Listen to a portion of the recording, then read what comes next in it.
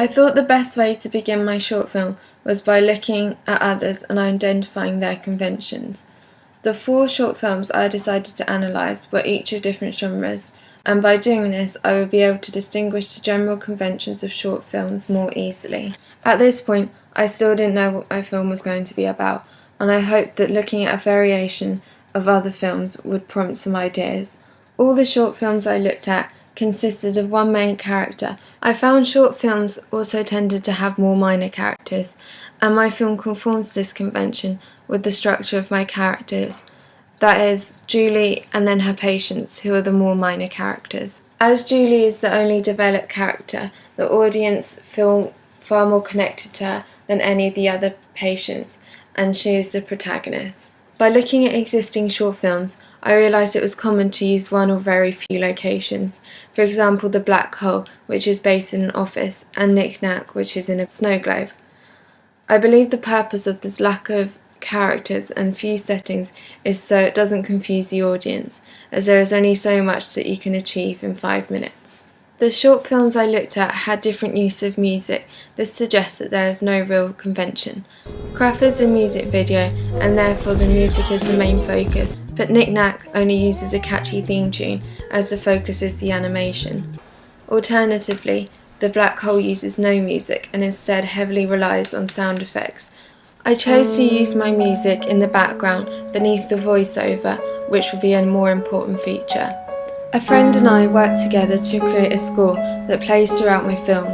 Although it runs through the majority of the footage, it is a simple piano piece that is not distracting. The score, much like in other short films, simply heightens the mood and corroborates with the slow pace of the film. Enigma codes are created when watching my film.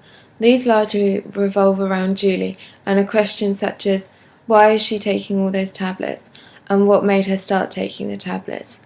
And what are the tablets for?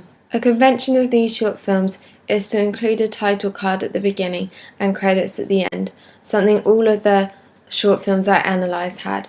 I thought it was important to conform to this convention, seeing it is something that they all had in common. 3 out of 4 of the short films I analysed build up to an unexpected twist at the end.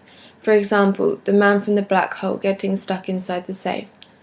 As these films are so short, it is difficult to develop a full detailed story, therefore they are left in some sort of cliffhanger. I decided to do the same, the twist at the end being that Julie receives counselling for her addiction. Along with the short film came the production of the film poster and the film review.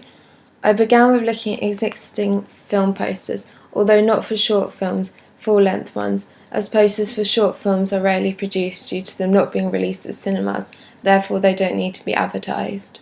I focused on the posters for The Dark Knight Rises, The Social Network, and Kick-Ass. I realised it is conventional to include the title, the actors, an image, the tagline, the billing block, and the release date.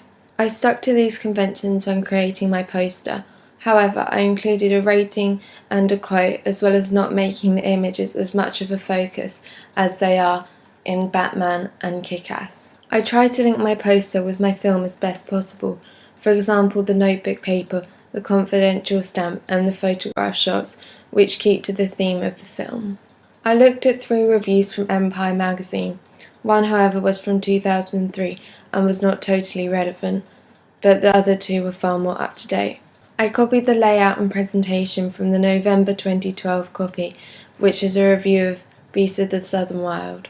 The language of Empire was casual and informal, therefore I mimicked this tone throughout the review. These layouts all had titles, an image, an information box, the review, a star rating, and a verdict, all of which I included in my review as well, to ensure it looked realistic and like a real Empire film review.